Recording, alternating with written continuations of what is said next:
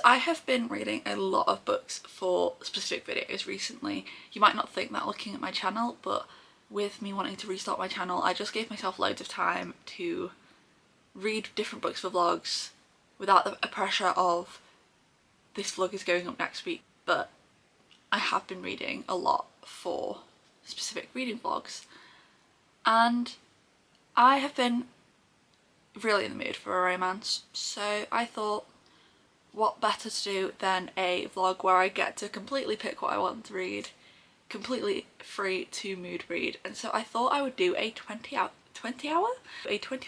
reading vlog. This time I will be doing it in the way where you read for a total of 24 hours over however long that takes, rather than staying up for 24 hours and reading back to back. I will probably do that in the future at some point, but this is just what I was in the mood to do at the moment. I'm currently taking part in a readathon that has been created by my friends, so as well this means that I can read all the books that aren't for specific videos in this vlog to fill out the rest of the prompts that can't be covered by books that I do have video plans for. So yeah, I'm starting with Daydream. I did actually read this last night. I started filming last night just because I really wanted to get started with this book, and I've just actually filmed the update, so when we get to that you'll see the exact same setup, the exact same outfit, because I have just filmed the update on this. But yeah, this is the first book that I will be reading in this video, just because I'm really in the mood for romance. I fairly recently read Wildfire, so this would be a really good time to pick this up whilst it's still fresh in my brain, and I really enjoy Hannah Grace's romances.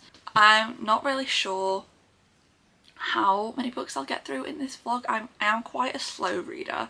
I'd say like reading a page a minute is quite good for me. I probably average just a bit less than a page in a minute, and so I don't know how many books I will get through in this video. Based on how long it's taken me to read this and the page counts of the other books that I am planning on reading, I think I'll definitely get through all the ones I currently have planned, and then I might have time to start another, but I don't think finish. If I do get to the point where I'm like halfway through a book at the end of 24 hours, I might just come in and give you my thoughts on that book at the end regardless. I'm really excited to start this because I haven't been reading for like the past 2 weeks because I got hooked on Buffy the Vampire Slayer and all my spare time was spent watching that. But I am back to being able to read now, and yeah, it's a fresh month. I'm invigorated, I'm inspired, I'm motivated to read as much as I can, and yeah. I have not filmed the intro yet, but to be completely honest, I do not have the energy right now to like get up and film like a proper intro, and I'm really in the mood to read. So I am just gonna start my first book. I'm gonna read Daydream by Hannah Grace. This is the third book in the Maple Hills series, and I've read Wildfire fairly recently, so I want to get to this like ASAP so I can actually remember who people are. But also this is a fairly new release. It came out on the 27th I think, and today is the 1st of September. So yeah, I want to get to this super quickly. I am currently taking part in sort of a readathon that my friends have put together called Bingathon, and one of the prompts is a August or September 2024 release, so this fits that prompt, and I'm just really in the mood for a romance right now, so that's what we're going for. I've got my timer ready, so I'm just going to start.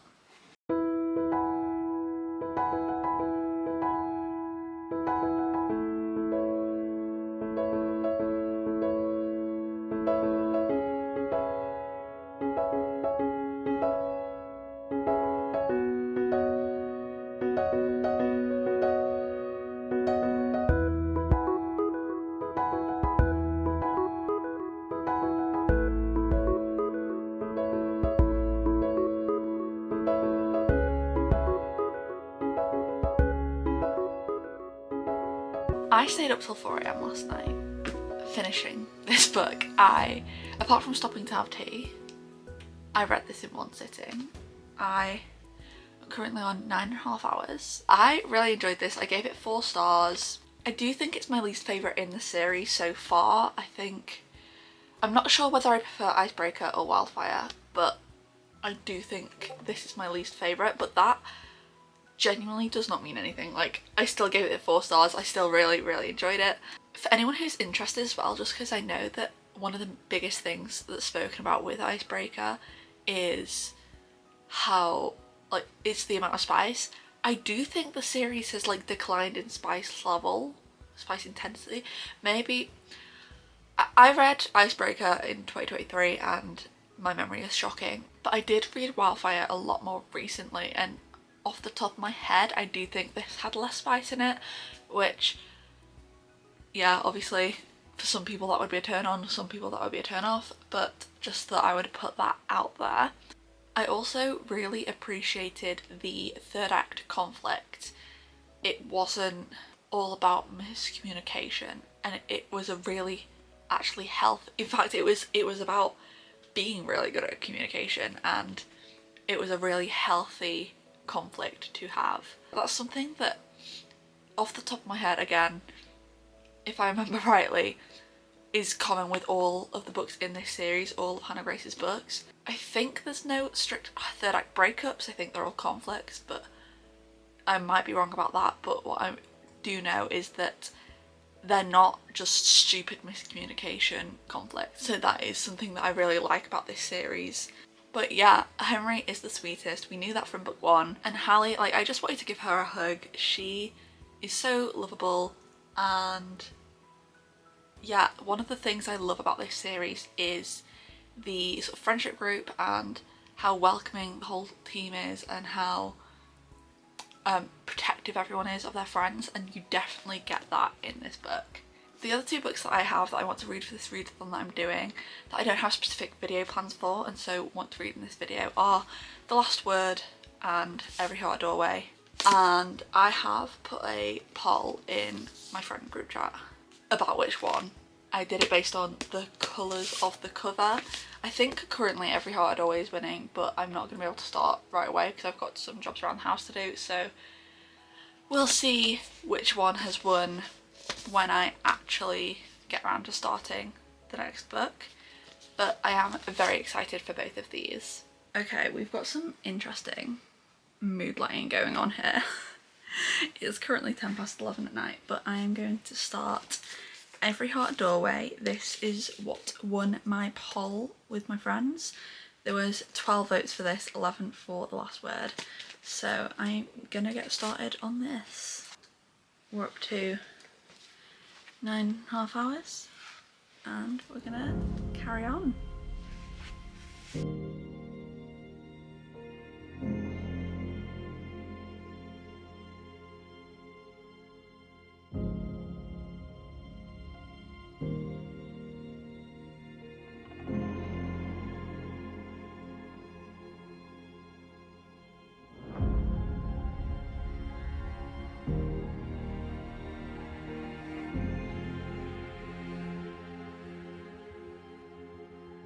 Once again, we have beautiful lighting. Pretty sure this is the same background as I last spoke to you, because I think the last time I spoke to you was when I started this. But I have just finished it. I am currently on 12 hours and 45 minutes and it's like nearly 1 AM. And yeah, I really enjoyed this. I gave it 3.75 stars. Like I said, I enjoyed it, but I can see a lot of potential for where the series can go, and I'm really excited to carry on with the series because I think it is going to get better. I really enjoyed this, and especially sort of like the second half. I know it's not a very long book anyway, so like the second half is literally like 80-90 pages. But yeah, especially the second half when things started picking up. Definitely very, very interesting. I have had people tell me that they cried at parts of the ending of this. I I didn't get that emotionally attached, but I'm sure throughout the series I will get more emotionally attached to different characters. Just at the moment I didn't get to that point, and like there are some sad things that happen, but none of them quite affected me yet. When it first started, I was like, this is giving like middle grade vibes in like the best ways. Not in the writing styles per se, but just sort of in what is so beautiful and magical about things like, as much as I hate to say it because we don't like talking about her, but in things like Harry Potter it had that sort of feel, but I knew it wasn't going to stay like that for too long. I've heard people talk about how emotionally hard-hitting these books can be, so I knew it was going to take a turn. But yeah, I very much enjoyed this, and I am excited to read the other books in the series. I'm excited to explore these other worlds when we do get to the books that are set in the other worlds. So that was a 3.75, and I have just under half my time left. So I'll be starting The Last Word. Probably not tonight, I'll probably start this tomorrow at this point. But yeah, that is going to be my next read. I'm very excited for this. I really, really, really loved No Exit by Taylor Adams. I love reading about people in the book world. Like, obviously Daydream, which I read at the start of this video, she wants to be an author and hosts a book club at a bookshop. I recently had Beach Read, where obviously they're both authors. I really enjoy reading about being in the book industry in some way, shape or form, and this obviously focuses on that.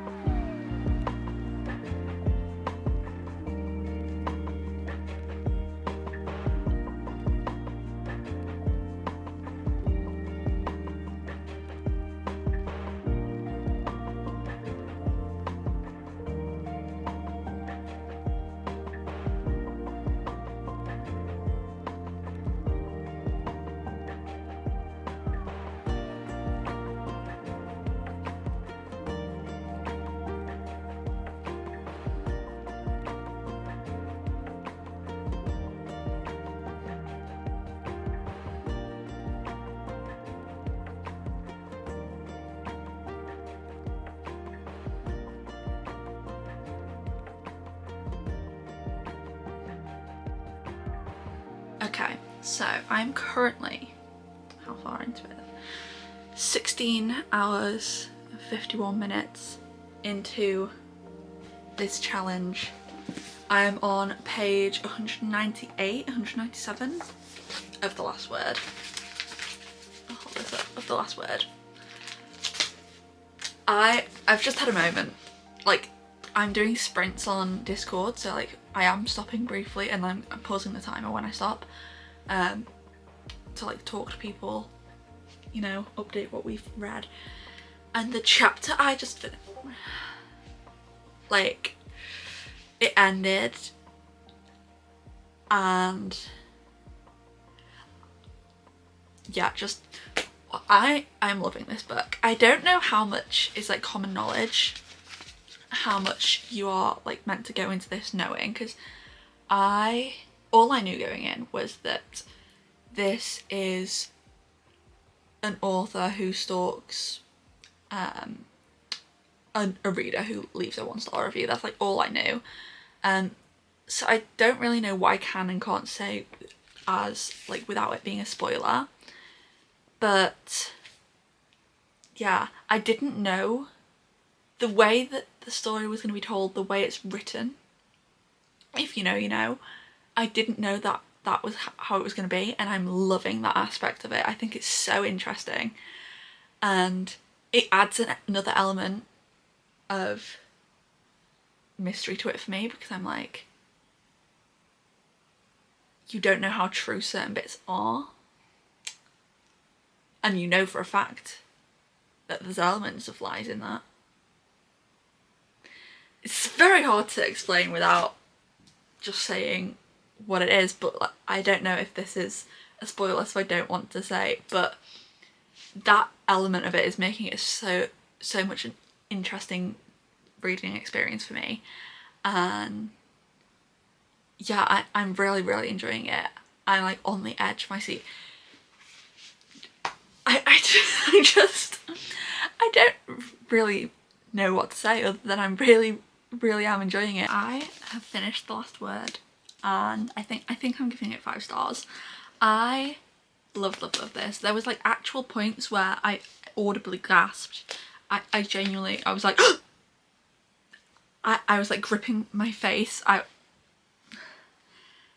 Yeah, really enjoyed this. There's not really much I can say without spoilers, other than what I've already said. I really like the way that this story is told, the way that it's written, and yeah, this is another check on the list for Taylor Adams, because I really enjoyed No Exit as well, although I've heard that Hairpin Bridge isn't as good, so don't know whether I will give that a go.